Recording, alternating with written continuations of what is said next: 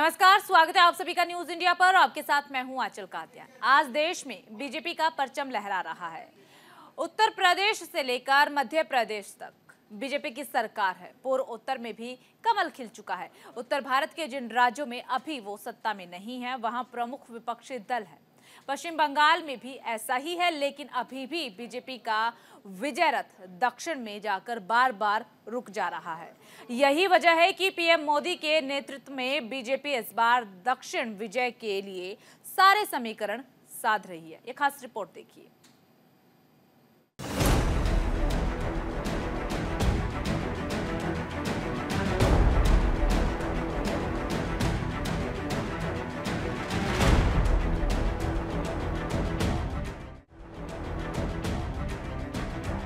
इस साल लोकसभा चुनाव होने वाले हैं, जिसमें बीजेपी ने 370 पार का लक्ष्य रखा है। पार्टी जानती है कि इस लक्ष्य को पूरा करने के लिए दक्षिण भारत के राज्यों से भी सीटें हासिल करनी होगी। दक्षिण के किसी भी राज्य में फिलहाल बीजेपी की सरकार नहीं। पिछले साल हुए चुनाव में पार्टी ने एकमात्र बीजेपी शासित राज्य कर्नाटक को भी गंवा दिया। लिहाजा बीजेपी ने उत्तर भारत के राज्यों के साथ साथ दक्षिण भारत को भी साधना शुरू कर दिया है। दक्षिण का किला फतेह करने के लिए पीएम मोदी खुद मैदान में उतर गए हैं।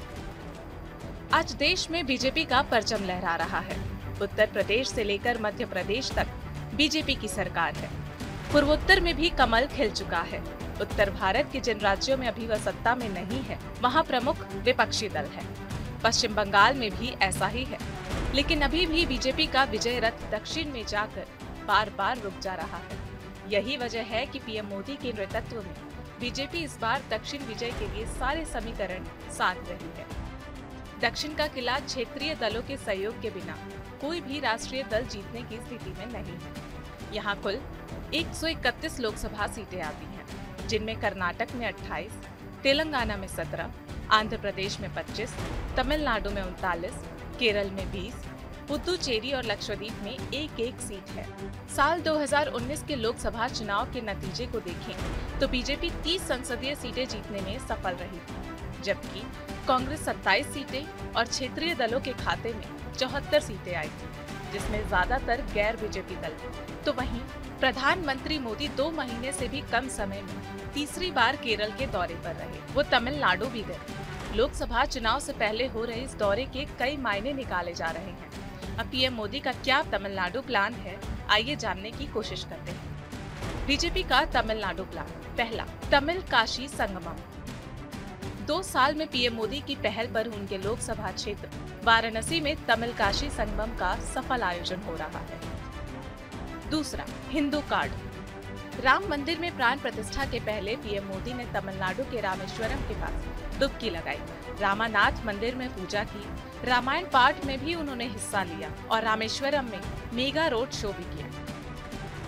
तीसरा फॉर्मूला, दक्षिण की हस्तियों को पद्म सम्मान। दक्षिण की हस्तियों को वैजंती माला और भारतीय शास्त्रीय भरतनाट्यम नृतक सुब्रमण्यम को पद्म विभूषण से सम्मानित किया गया। ये दोनों तमिलनाडु के रहने वाले हैं। चौथा फॉर्मूला, पिछड़ा ब्राह्मण और नाडार कॉम्बिनेशन। 1999 के लोकसभा चुनाव में बीजेपी को तमिलनाडु में 4 सीटें मिली थी। 1999 वाले समीकरण का इस्तेमाल करके बीजेपी इस बार भी आगे बढ़ना चाहती है। क्या है बीजेपी गठबंधन का ताना बाना? बीजेपी दक्षिण में नए सहयोगी दलों के साथ गठबंधन का ताना बाना बुनने की कोशिश कर रही है, जिसमें आंध्र प्रदेश में टीडीपी और कर्नाटक में जेडीएस के साथ नजदीकियां बढ़ा रही है। जहां तक कांग्रेस की बात है, तमिलनाडु में डीएमके और लेफ्ट पार्टियां कांग्रेस के साथ है और 2024 में मिलकर चुनाव लड़ेंगी। आंध्र प्रदेश, कर्नाटक और तेलंगाना में कांग्रेस अकेले दम पर चुनावी मैदान में उतर सकती है। माना जा रहा है कि दक्षिण में अपना दबदबा बनाने की कांग्रेस पूरी कोशिश करेगी। 2024 के लोकसभा चुनाव के मद्देनजर भारतीय जनता पार्टी ने अपनी तैयारियां शुरू कर दी है।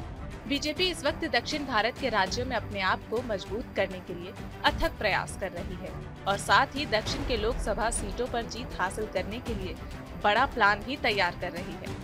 बीजेपी ने दक्षिण के राज्यों में लोकसभा चुनाव को ध्यान में रखते हुए एक बहुत बड़ा लक्ष्य तैयार किया है।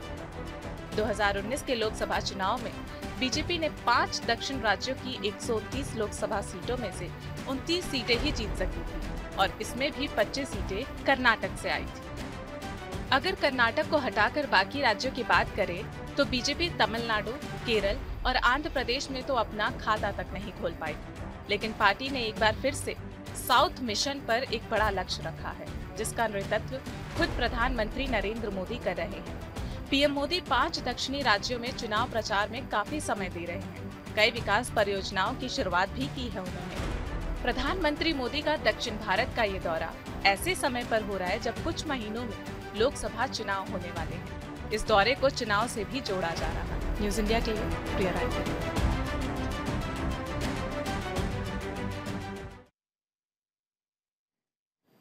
राज्य दर राज्य, चुनाव दर चुनाव सफलता का परचम लहराती रही भारतीय जनता पार्टी की अग्नि परीक्षा लोकसभा चुनाव में होगी। राम रथ पर सवार बीजेपी पूरी तरीके से आगे बढ़ने के लिए तैयार है और धीरे धीरे रफ्तार भी पकड़ रही है। दक्षिण भारत में बीजेपी ने चक्रवर्ती प्लान तैयार किया है। एनडीए का लक्ष्य है कि लोकसभा चुनाव में 400 से ज्यादा सीटें हासिल करनी है जीत करके। इस बार पीएम मोदी ने नारा भी दिया है कि अब की बार 400 पार। वैसे तो पीएम मोदी का कहना है कि बीजेपी 370 सीटें पार करेगी। क्या है पीएम का मिशन साउथ, देखिए इस खास रिपोर्ट के जरिए।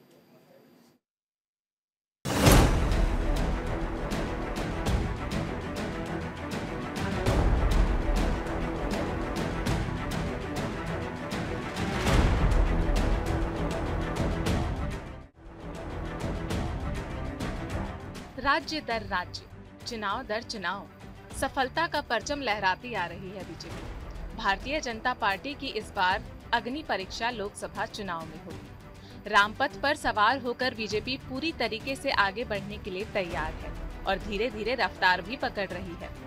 दक्षिण भारत में बीजेपी ने चक्रवर्ती प्लान तैयार किया है। एनडीए का लक्ष्य है कि लोकसभा चुनाव में 400 से ज्यादा सीटें जीती जाएं। इस पर पीएम मोदी ने नारा भी दिया है कि अब की बार 400 के पार। वैसे तो पीएम मोदी का कहना है कि बीजेपी 370 सीटें पार करेगी। बीजेपी प्रधानमंत्री मोदी के नेतृत्व वाली सरकार के 10 साल के कामकाज, कल्याणकारी योजनाओं के साथ ही राम मंदिर निर्माण, जम्मू कश्मीर से अनुच्छेद 370 हटाए जाने की बड़ी उपलब्धि के रूप में जनता के बीच जा रही है। लेकिन चुनावी जंग जीतने के लिए बीजेपी क्या केवल इन मुद्दों पर ही निर्भर है? हम सब जानते हैं कि साल 2019 में हुए आम चुनाव में बीजेपी को 303 लोकसभा सीटों पर जीत मिली थी और एनडीए के खाते में बीजेपी को मिलाकर 353 सीट गई थी। यानी एनडीए के बाकी तमाम सहयोगी मिलकर 50 सीट जीतने में सफल रहे थे। इस पर गौर करें तो प्रधानमंत्री नरेंद्र मोदी का जो दावा है उसके मुताबिक बीजेपी ने इस बार अपनी सीट में तकरीबन 70 सीट बढ़ाने का लक्ष्य रखा है। उसके लिए सबसे ज्यादा जरूरी है साउथ में भगवा लहराने का और अपनी पकड़ को मजबूत करने का। साउथ को लेकर क्या है बीजेपी की रणनीति, ये जानना जरूरी है, लेकिन इससे पहले रणनीति पर चर्चा कर लेते हैं, बात कर लेते हैं। दक्षिण में बीजेपी के सामने चुनौतियां क्या हैं? दक्षिण के राज्यों में बीजेपी के लिए सबसे बड़ी चुनौती हिंदी बेल्ट की पार्टी वाली इमेज से बाहर निकलने की है। चुनावी साल की शुरुआत के साथ ही बीजेपी ने विपक्ष का दक्षिणी दुर्ग भेदने के लिए अपने सबसे बड़े चेहरे पीएम मोदी को मैदान में उतार दिया है, तो इसके अपने रणनीतिक अलग मायने भी निकाले जा रहे हैं। दक्षिण भारत की सियासत में पैर जमाने की जुगत में जुटी बीजेपी की रणनीति सांस्कृतिक, राष्ट्रवाद, भ्रष्टाचार को लेकर जीरो टॉलरेंस की नीति और केंद्र सरकार की विकास योजनाओं के सहारे अपनी क्रेडिबिलिटी स्थापित करने के इर्द गिर्द नजर आती है। मिशन साउथ में बीजेपी का फोकस कर्नाटक और तेलंगाना के बाद अब तमिलनाडु पर भी है। तमिलनाडु से बीजेपी को उम्मीद नजर आ रही है। इसके पीछे ये भी कारण हो सकता है कि 2021 के विधानसभा चुनाव में 4 सीटों पर पार्टी को जीत मिली थी। हालांकि तब बीजेपी ने गठबंधन कर चुनाव लड़ा था, जो अब गठबंधन टूट गया है। तमिलनाडु में डीएमके कांग्रेस का गठबंधन है, जिसमें डीएमके बड़े भाई की भूमिका में है। बीजेपी तमिलनाडु में एआईडीएमके की जूनियर पार्टनर है। आंध्र प्रदेश में बीजेपी और टीडीपी की बात चल रही है। माना जा रहा है कि यहाँ भी बीजेपी छोटे भाई की भूमिका में सामने आएगी। इसके अलावा केरल में कांग्रेस की अगुवाई वाले यूडीएफ और लेफ्ट के नेतृत्व वाली एलडीएफ के बीच सीधा मुकाबला है। शुरुआती दौर में कांग्रेस का तमिलनाडु, केरल, महाराष्ट्र, कर्नाटक, संयुक्त आंध्र प्रदेश में जबरदस्त तरीके से वर्चस्व था, लेकिन यह धीरे धीरे कम होता गया। केरल में कम्युनिस्ट दलों का दबदबा अब बढ़ता चला जा रहा है। बीजेपी धीरे धीरे अपना प्रभाव जमाने की कोशिश कर रही है। तमिलनाडु में डीएमके और एआईडीएमके जैसे क्षेत्रीय दलों का प्रभाव राष्ट्रीय दलों की रणनीति पर सीधा असर डालता है। कांग्रेस यहाँ द्रमुक की जूनियर पार्टनर है, जबकि बीजेपी धीरे धीरे अपना प्रभाव जमाने की कोशिश कर रही है। अभी उसकी स्थिति यहाँ बहुत मजबूत नहीं है। बीजेपी यहाँ थोड़ी कमजोर नजर आ रही है। इसी तरह आंध्र प्रदेश और तेलंगाना में टीडीपी, वाईएसआर कांग्रेस और बीआरएस जैसे क्षेत्रीय दल चुनावी समीकरण को अपने इर्द गिर्द रखने में सफल हो रहे हैं। कर्नाटक में जेडीएस की बड़ी ताकत है। इसी तरह कर्नाटक में जेडीएस एक बड़ी ताकत में उभरकर सामने आती है। हालांकि यहाँ बीजेपी और कांग्रेस दोनों का अच्छा जनाधार है। दोनों दल यहाँ अच्छी संख्या में सीट जीतने की क्षमता रखते हैं, लेकिन जानकारों की माने तो जेडीएस को कम नहीं आंका जा सकता और वह किसी भी पार्टी का पलड़ा भारी करने की भूमिका निभा सकता है। मौजूदा समय में केरल में लुट की अगुवाई वाली एलडीएफ गठबंधन का कब्जा है, तो तेलंगाना में बीआरएस, आंध्र प्रदेश में वाईएसआर कांग्रेस का अच्छा खासा दबदबा है। कर्नाटक में कांग्रेस ने अपने दम पर हाल ही में सरकार बनाई है। प्रधानमंत्री नरेंद्र मोदी ने लोकसभा चुनाव 2024 से पहले विपक्ष पर बड़ा हमला बोला है। उन्होंने कहा कि हारे मन से जीत मिलना बहुत मुश्किल है। 10 साल में देश के लोगों के माइंडसेट में जो बदलाव आया है और जो छलांग हमने लगाई है वो अद्भुत है। पीएम मोदी का कहना है कि पूर्व में जिन्होंने सरकार चलाई थी उनका भारतीयता के सामर्थ्य पर विश्वास नहीं था। उन्होंने भारतीय को कम करके आंका। तब लाल किले से कहा जाता था कि हम भारतीय निराशावादी हैं, हम पराजय भावना को अपनाने वाले हैं। 2024 के लोकसभा चुनाव के मद्देनजर भारतीय जनता पार्टी ने अपनी तैयारियां शुरू कर दी है। बीजेपी इस वक्त दक्षिण भारत के राज्यों में अपने आप को मजबूत करने के लिए अथक प्रयास कर रही है और साथ ही दक्षिण के लोकसभा सीटों पर जीत हासिल करने के लिए बड़ा प्लान तैयार कर रही है। न्यूज इंडिया से प्रिया राय की रिपोर्ट। यहाँ रुकेंगे एक छोटे से ब्रेक के लिए, फौरन हाजिर होंगे। ब्रेक के बाद एक बार फिर आप सभी का स्वागत है। बीजेपी के लिए 400 के दावे का सियासी मायने काफी ज्यादा अहम हो जाते हैं। प्रधानमंत्री नरेंद्र मोदी के इस बयान का चुनावी लाभ देश में बीजेपी के पक्ष में राजनीतिक माहौल बनाने के से सीधा संबंध है, इसमें कोई भी दो राय नहीं है। हालांकि प्रधानमंत्री नरेंद्र मोदी के इस बयान और एनडीए के 400 के दावे का एक और मतलब है। उसका मतलब साधने के लिए बीजेपी साउथ में कूद पड़ी है। तमिलनाडु और केरल एक ऐसा राज्य है जहां पर जनाधार के मामले में बीजेपी अभी भी सबसे कमजोर स्थिति में है। ये खास रिपोर्ट देखिए।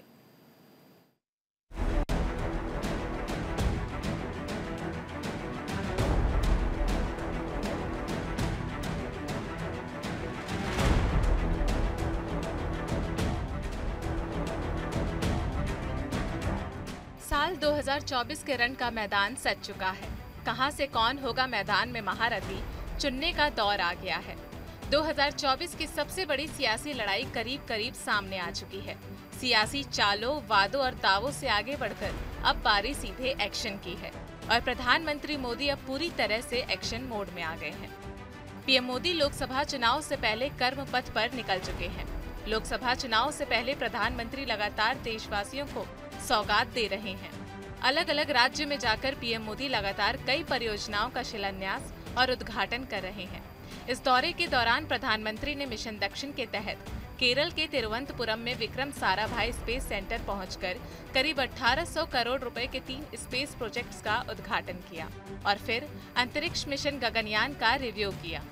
पीएम मोदी इन चारों गगनयान यात्रियों को एस्ट्रोनॉट्स विंग भी सौंपे।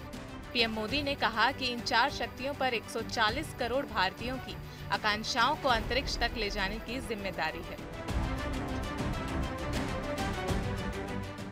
कांग्रेस का यही रंग अब कम्युनिस्टों पर भी छा चुका है।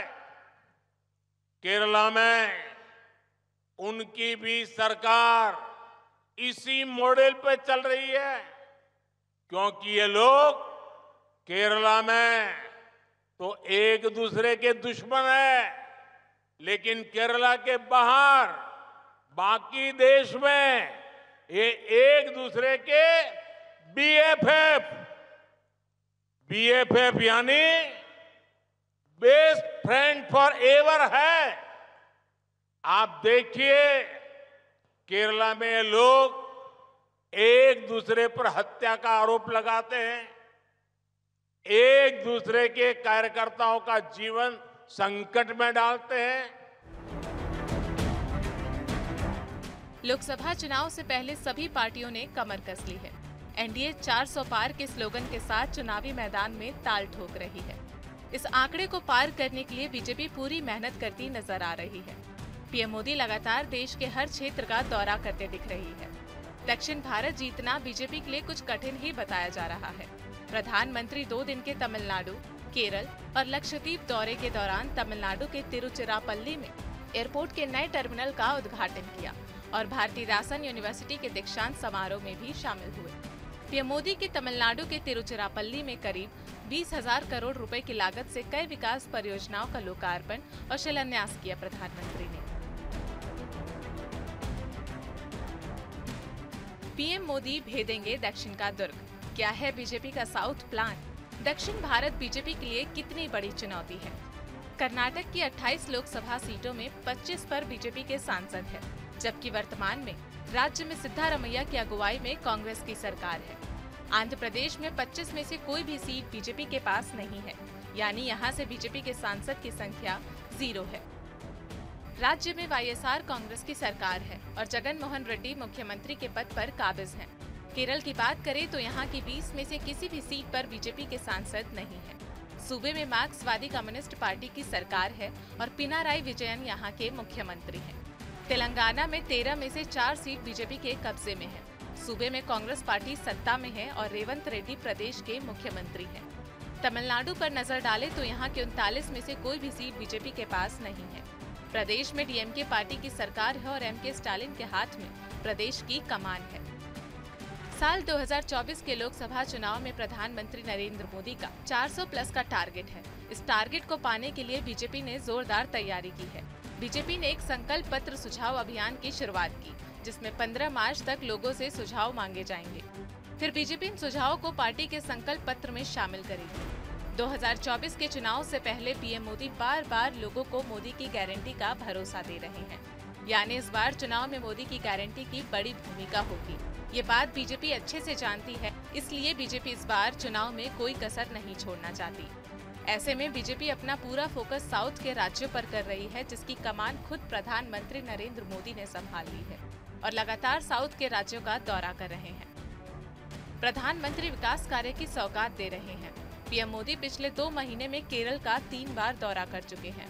इसी बात से अंदाजा लगाया जा सकता है कि बीजेपी के लिए इस बार साउथ का द्वार कितना खास है। पीएम मोदी ने गगनयान मिशन के 4 अंतरिक्ष यात्रियों के नाम का ऐलान करने के बाद तिरुवनंतपुरम में एक विशाल जनसभा को संबोधित किया, जिसमें कांग्रेस और लेफ्ट पर जमकर हमला बोला। पीएम मोदी सिर्फ उत्तरी राज्यों में ही नहीं, एक बार फिर साउथ में भी अब की बार 400 पार का नारा दोहराते नजर आए। प्रधानमंत्री मोदी इस बार साउथ के जिन राज्यों के दौरे पर पहुंचे, उसमें केरल के साथ तमिलनाडु भी शामिल था। अब इन दोनों राज्यों का राजनीतिक महत्व भी समझना बेहद जरूरी है। तमिलनाडु केरल का राजनीतिक महत्व। तमिलनाडु में लोकसभा की 39 सीटें हैं। बीजेपी की बात करें तो अभी सियासी जमीन पर पूरी तरह से पैठ जमी नहीं है। यदि केरल की बात करें तो वहां लोकसभा की 20 सीटें हैं। केरल में भी बीजेपी को अपनी राजनीतिक पैठ बनानी है। इन इलाकों में प्रधानमंत्री ने पैठ बनाने के लिए विकास का मॉडल चुना है। दूसरी ओर मदुरई में आम लोग प्रधानमंत्री के कामकाज से खुश हैं। कुछ लोगों का मानना है कि राज्य की सियासत में स्थानीय दल डीएमके और एआईएडीएमके को लोग वोट करते हैं, जबकि बदली परिस्थितियों में लोग पीएम मोदी के पक्ष में भी हैं।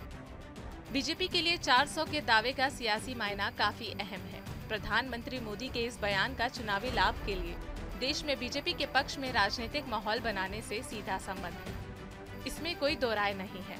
हालांकि प्रधानमंत्री के इस बयान और एनडीए के 400 के दावे का एक और मतलब भी है। उसी मतलब को साधने के लिए बीजेपी साउथ में कूद पड़ी है।